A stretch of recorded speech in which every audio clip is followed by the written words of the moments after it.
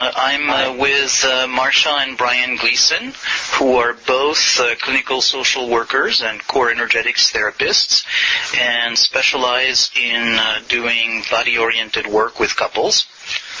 Hi, Brian and Marcia. Hi, Serge. Hello, Serge. Hi. So, since maybe it's not such a common thing to do body-oriented work with couples, do you want to say a little bit about how you came to this specialty? You want me to take a stab at it, Marsh? Sure, go ahead. Well, Serge, the long and the short of it, I guess, is that I would say we both graduated from social work school in the late 70s and really started working with couples in the early 80s. And it was in the 90s we began working together and really started to look at developing a model for working with couples based on the fact that many of the couples that we had, we among our friends and family and even colleagues, we saw people's relationships falling apart, and even though they were really working hard on trying to make them successful, that something wasn't working. And it kind of reached a pinnacle, even when a member of my own family who had been married for 33 years got divorced, and we really started to sit down and think about, okay, what is it that makes it so hard for people to stay together? And over the last 5 or 6 years, we developed a model that relies heavily on the body work and the energy psychotherapy as part of an overall model for working with couples. So, what is it that makes it so hard for people to stay together in your experience? Well, one of the things that we have found, in working with couples for many years, is that couples fall into ingrained patterns of interacting with each other and relating to each other, and because partners mean so much to the other person, they actually fall into these patterns of relating to each other in safe ways. So some of the ways that they learned to kind of be safe in their own families, like holding back their feelings, protecting each other, they kind of recreate some of those patterns in their current relationship, and they get stuck in these patterns. And the more they get stuck, the more distance they become from one another. And, of course, nobody teaches us any skills, really, on how to be deeply connected to one another in marriage. And so our interest was really in helping couples to become deeply connected to each other and to be able to transcend or move past some of those very ingrained, safe patterns of relating. So maybe could you? Yeah. I think one of the things that we discovered, even in our own work as a couple, that a lot of what we were learning through therapy we were in, and books we were reading, was how to communicate better and how to have a more conscious relationship. But what seemed to be missing is how you deal with the messiness of life, and that sometimes relationships are just damn messy and strong emotions emerge.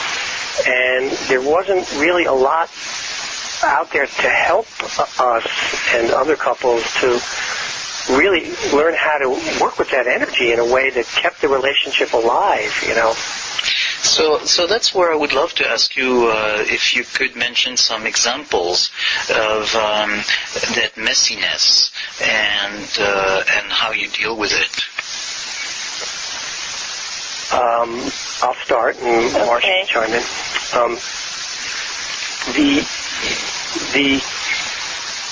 The way that we like to work with couples is to provide, really a combination of talk therapy and consciousness, where we work with the narrative, the story, what couples say about each other. and how that relates to their history. But we want to tie that in ultimately within the framework of any session to the experience in the moment between the couple, and particularly on the emotional level. So by and large, when couples come in, they are in a highly defended state. As Marcia said earlier, because your partner matters so much to you, there's a higher level of threat. When we do couples workshops, people are more anxious coming to a couples workshop with their partner than they are when they come to an individual workshop, because there's a higher level of threat. So they're in a defended place, and we generally see couples start with a lot of blame, and we help them over the long haul to move from blame down through layers of feeling that start on a very defended level and gradually move into more vulnerable and expansive feelings. So we work with, in core energetics, we talk about the lower self. We work with that destructive current, and we create space for that to happen. And the silent demanding needs of the child, we make a space for that. Within the context of any session, we'll make a space for these stronger feelings, and when they happen, the softer feelings begin to organically emerge. So for people who are not necessarily familiar with core energetics, do you want to talk a little bit about those lower self feelings that you make a space for? Yeah, I can address that. What we have found is that lower self feelings are really, that hate and love are so closely connected in couples, and that in a sense, the more you love, the more the other person can hurt you and can trigger you and can push buttons. And therefore, the lower self, or that part of us that hates the other, wants to punish the other. And some people carry out their lower self in a very, loud way, and other people can just get very silent and punishing, and both is kind of a lower self energy. And we help people we believe that it's important for the lower self energy to come out, because there's a lot of aliveness in that energy. So in other words, if there's a lot of aliveness and passion, people can break through that if they have a positive intention to do that and get to loving feelings. Mm-hmm. So we use the lower self, but we like to use it with awareness and consciousness, and we help people to have a positive intent to move through their lower self. We help them to understand that the lower self is only a part of them. The lower self feels very threatening for couples because it feels like it's all of them sometimes. Yeah, that they're in that energy of hate and thwarting the other and resisting. Yes, it's usually either repressed or it's expressed in a way that's highly dangerous. So could you maybe give us an example of a moment where some client you've had where it's either repressed or expressed in a dangerous manner, and what you do to help them accept it and deal with it and find the energy of it? Mm-hmm. Well, I think that it's a process of helping people to express their lower selves. And we have had situations in our office where we've had people, not a whole lot, but sometimes be on the verge of kind of losing control. And what we like to do is we like to provide a lot of education about the lower self. We normalize the lower self. We define it as an energy in the relationship that's very related to passion. Mm-hmm. And we have developed a process that we call the full self-expression process that helps people get from what we call the very charged feelings of blame and anger and intense lower self and move through other layers of feeling, through their fear, through their hurt, through their remorse, and then ultimately to love. Mm-hmm. So it makes it safer in a session if the other partner knows that the person isn't going to stay in their lower self energy. Right. That somehow within the session that energy will be transformed into more vulnerable, softer feelings. Yeah, plus you have already provided the container of normalizing it. And yes. Yeah. Yeah, and if I could just add a little bit to that, mm-hmm. that like typically the pattern that you're most apt to see is, the expression of the lower self is rarely comes across cleanly and directly, mm-hmm. like I want to get you, that kind of energy that says I want to punish you, I want to hurt you, I want to get you. That hardly ever happens directly like that, and yet it's an undercurrent that's there between people. So it emerges often as criticism and judgment. Mm-hmm. Sometimes, to extreme levels where people are insulting and demeaning toward their partners. But oftentimes just kind of nagging and complaining and nitpicking, Mm-hmm. But underneath it, there's an intent, oftentimes, and we help people to try to discover that intent, which is, some small part of me wants to make you feel small, mm-hmm. feel worse than I feel, make you feel as bad as you make me feel, mm-hmm. Wants to punish you or wants to hurt you. Mm-hmm. Owning that piece is vital. It's critical to kind of transcending the difficult patterns people would get into. And just quickly, I'll say the other way it shows up is through withholding. Mm-hmm. So oftentimes, again, people, if you ask them, why don't you come out and say what's going on? As well, because, it's pointless, it won't help, why bother? But underneath it, there's a negative intent, and that's to punish the partner by not giving to them, by not showing up, And once a person can claim that energy surge, then it's liberating, to own that I really, I do want to punish you. It's an aha moment, mm-hmm. and sometimes it takes a while for people to get there, but it is really an important part of our work. Yeah, I can see that. And, so obviously a lot of it is insight, getting to one of those aha moments. So what tools of, that might be body-related do you use in the process of doing that, and how do you interweave that with the talk part? I understand it's not something that happens the same in every case, but can you maybe give us an example of how that might happen? You want to go, Marcia? Sure, go ahead. Almost always in the beginning of a session, the first thing we do is, first off, we arrange the seats so that people face each other. And what you invariably discover, because we have movable seats, people will come in, and before we sit down, they'll turn their seats to face us. Mm-hmm. So we're constantly saying to them, why don't you turn your seats and face each other, Because energetically, when they talk to us, they're talking about their partner almost like they're talking in the third person, They're not directing the energy toward the person about. So when we have them face each other, the very first thing we do is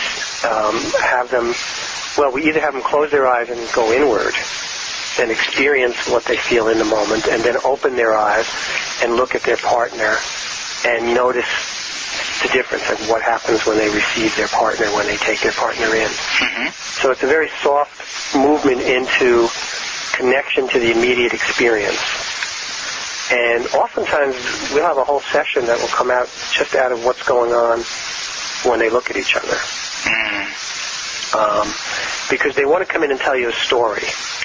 And so in the mentoring work that we do with couples, the story, the narrative is the part that they tell you why things are the way they are, and there's value in that. But ultimately, it's helping them to be in the moment, to be in the experience between each other, where the greatest things happen. So we do a lot of what we call leading by following, which means that we watch the energy between them, and then we suggest, so we might say, it looks like, you're going away when your husband's speaking. What's going on right now? I just noticed a look of concern come over your face. Could you tell us about that? So what you're doing is a part of your work is tracking the physical symptoms of what's happening. Yeah, and really ultimately teaching them to do that as well. But the other piece, which relates to our model and also to the core energetic model, is we call it catalyzing, and it's really like then prompting them to do things. Giving them suggestions, like to say things, to express things, maybe to move it in some stronger energy through louder expression, like letting the demanding child that comes in, we feel this child in the room that's saying, you have to take care of me, you have to make, lots of money, you have to make my life safe, you have to give me lots of sex. These voices that are there but unspoken, we might catalyze them by suggesting that they energize these voices, bring them out to each other. So when you say energize these voices, is it saying it and hearing themselves say it? Is it also, say, beating up on pillows if it's more aggressive? I mean, what's part of your toolbox in that area? Well, pretty much everything. Okay. There is. I know there's a lot of controversy in the whole field of psychotherapy and even in the body-oriented field about the value of strong energy work. We tend to believe that there is a place for it, and that much like a kid, human beings are self-regulating organisms. If they are allowed to express their emotions, they return to a steady state, to an equilibrium. And in couples, sometimes people need to yell at each other. They can't just develop conflict resolution skills on a flat level. There's a need for expression. So we will use big soft foam cubes, and we have equipment that I got from my karate school, punching bags and things like that. And we organize it in a way where there's a lot of consciousness, because ultimately the person has to take responsibility for their feelings. We don't have somebody hit in blame, per se. I mean, it might be a little bit of that, but we quickly take them into what's really going on underneath, But it can get loud at times, and very, we have a big room so people can move around. Yeah. So really it's energetic work as part of road to self-regulation. Yeah. Again, if we look to children as our models, children maybe don't have high levels of consciousness and therefore an ability to have empathy, and altruism and deep, full mature love, but they sure know how to move their feelings. They cry, they throw tantrums. When they get scared, they run for hugs. They let the feelings come, wash through them, and they're gone pretty quickly, And they could be screaming one minute and laughing the next. We have something to learn from them, because that's what the human body wants to do. It wants to regulate itself through emotional expression. Yeah. We actually have a term for the feelings, the primary feelings we call them, which is anger, fear, sadness, grief. And we call them restorative feelings. And the reason that we call them restorative feelings is because when expressed with awareness and a positive intention to get through them, that they actually not only restore the person to a sense of equilibrium, but they restore the relationship to a sense of equilibrium. And when we're little, it's not so much that our parents don't meet our needs that wound us. I mean, that's part of it. But it's that they don't hear the emotional reactions. They can't really take in and accept and hear those feelings so that the relationship can be restored. So we like to refer to those feelings as restorative feelings, that they restore us to a certain sense of equilibrium, and it happens within the relationship as well. And we see it over and over and over again that people become more connected after they've done some deep expression, after they've allowed some of that tension to release from their bodies. Right. So definitely, this is a part of your work that where it would be impossible to ever achieve the same result without using the body.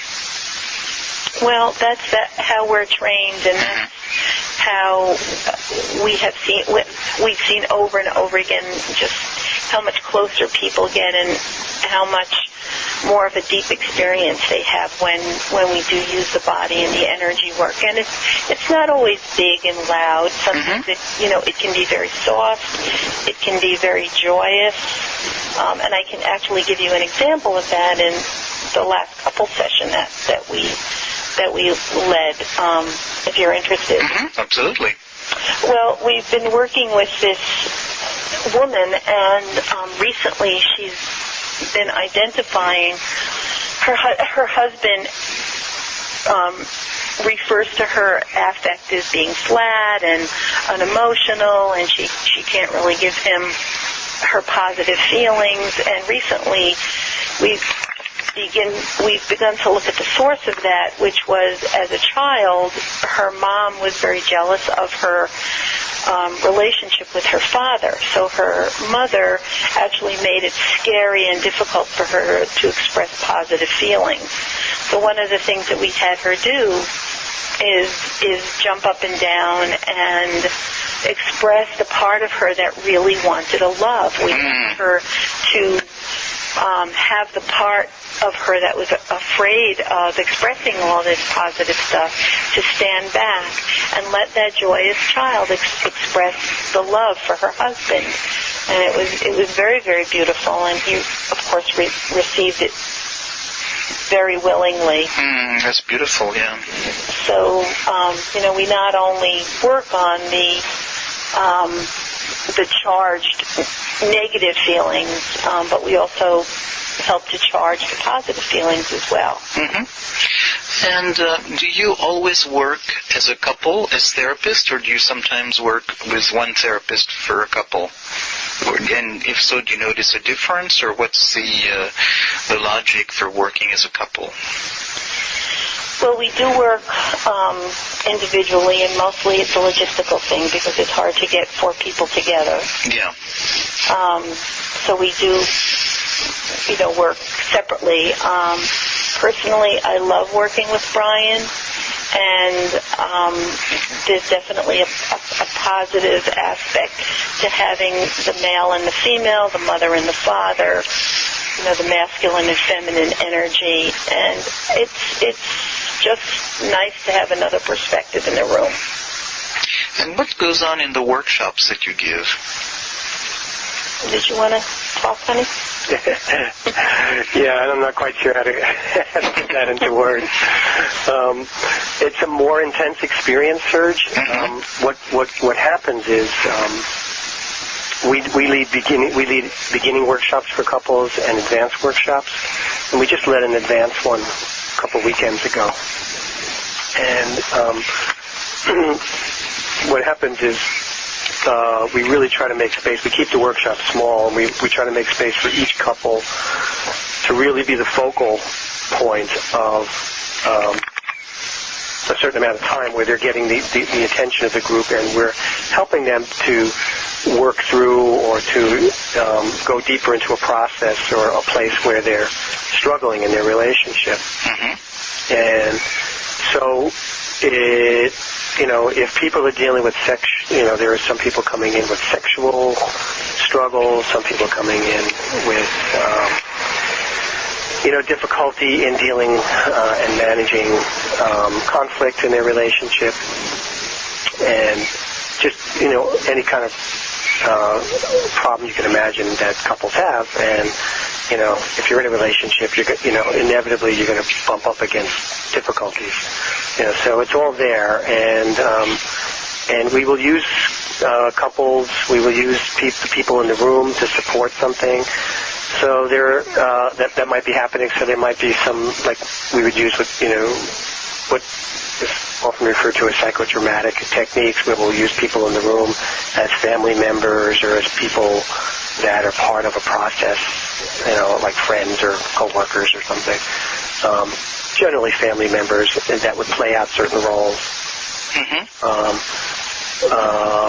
We have people challenge their limits, basically, in these workshops. So Marcia and I have, we use the term, she was talking about this earlier, we use the term control patterns to describe the habits that people fall into where they avoid the primary restorative feelings. Mm-hmm. So if people are afraid to, connect to their anger or their fear or their sadness and grief, they develop control patterns. And we will do things to challenge those control patterns. So typically somebody might use humor as a control pattern, to avoid their partner's hostility. Or they might be the good girl or the good boy, Or they use controlling behaviors, Mm-hmm. bossiness or demandingness or withdrawing behaviors, withholding behaviors. And all of these are challenged in the workshop. People, are really the center of attention for the whole group and are asked and invited to move beyond them and to enter into somebody's feeling state. Wow, that sounds like a very powerful situation to have an opportunity for mindfulness about these avoidance of the restorative feelings. Yeah. Yeah, I mean, sometimes we'll even take a pattern that they use. Like in the last workshop, there was somebody who gets into this habit of pleading with their partner to give them, and tries to convince them to pleading. I just want this from you. I just need you to understand. And they kind of get into this really dramatic exposition of their needs of the partner, and it's very pleading. So we will actually, in the session we had with them, we invited him to really exaggerate that pattern and down on his knees and, really get into begging her, and to feel the energy of that place, because he didn't see it, Yeah.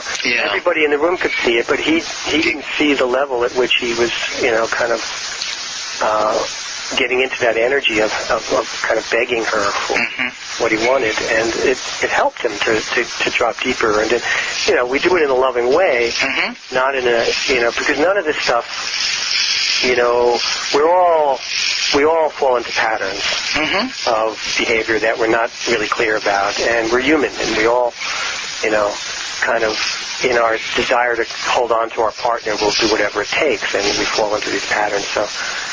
Marcia and I are not, free of our own stuff in this respect. And so we do this stuff very respectfully with people, but we do challenge them. That sounds beautiful.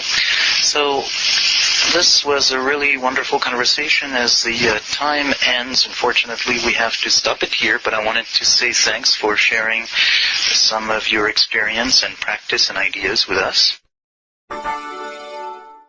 This recording is part of the Somatic Mindfulness and Relational Psychotherapy podcast. See the website relationalimplicit.com.